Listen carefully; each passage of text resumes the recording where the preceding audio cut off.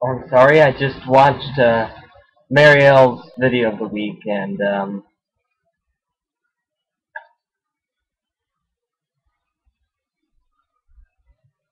alright, so top authors and books and such. Alright, this is where I'm going to be the weakest of the week, because I'm probably the least best read, if that's an expression. I'm not sure. But, like all the others, all the other groundlings, it's pretty much Harry Potter and Shakespeare. I've read all the Harry Potter books once, except for Half-Blood Prince, which I read twice.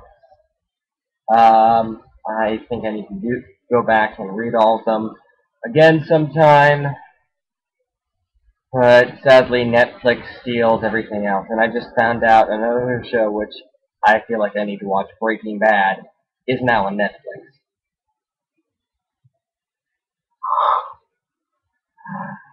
And add to all the other stuff, I've got reading for classes I need to do. I've pretty much given up on reading my sociology textbook, though. So, because that's the thing I find about Gen Ed. 9 out of 10 times, friend, I haven't taken that many Gen Eds, but you really don't need to read the textbook. Knock on wood. I think this is real wood, I'm not sure. Hopefully it is, or else I'm screwed. Um, but I'm also reading this little handy book for my Acting 2 class called The Practical Handbook for the Actor. It's got some really interesting stuff in that. Of the classic sort of stuff that I've read, I haven't read in so long, but I need to go back and revisit it. Agatha Christie's And Then There Were None. I read that in 7th grade.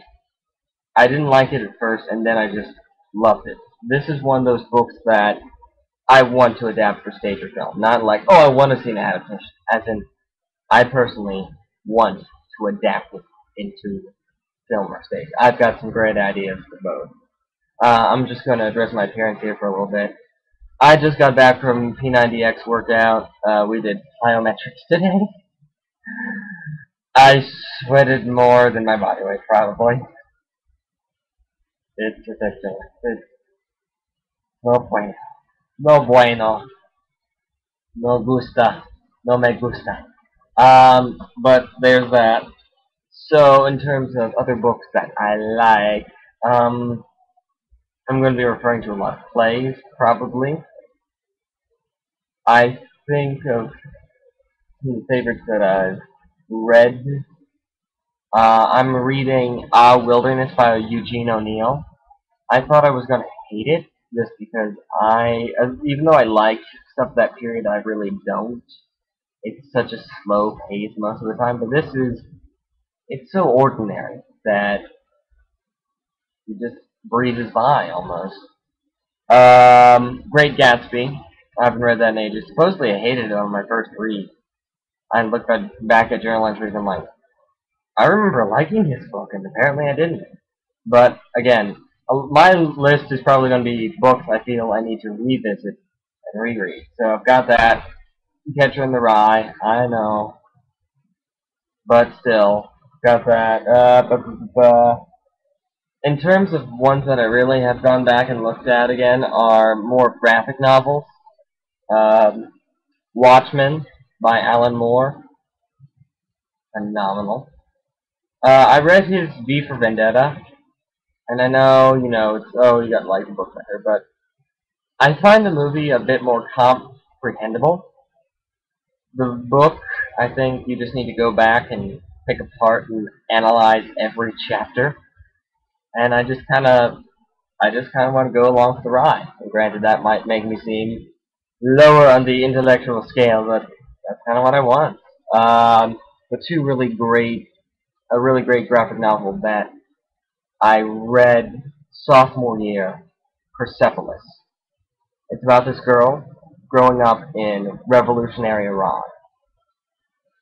Oh my god, that's all I can say. Just her story is ridiculous, phenomenal, ridiculous, wonderful, powerful, all of that. There's also Mouse, if you haven't read that.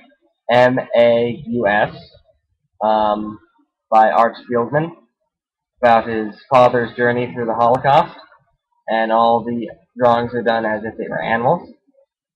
Really good. Anything else?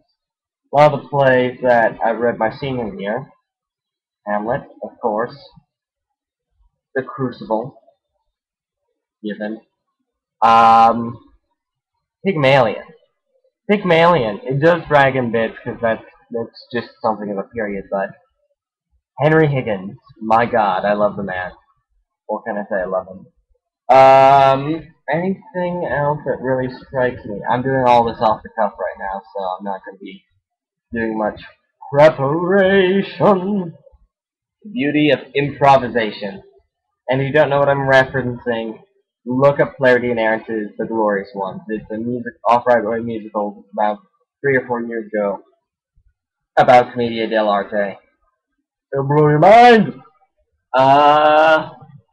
And I'm just gonna wave my hand so you know I'm still alive. The Norman Conquests by Alan Ayckbourn. Really interesting stuff, as well as his Communicating Doors. I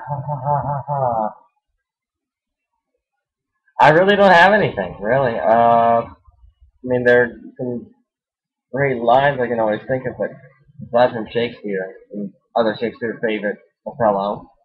Love Iago. Love, love, love, love, love Iago. Zbigniew. I really have nothing else. And I still managed to make this a 7-minute video. That's probably because 4 minutes and 30 seconds of it is me going. I'm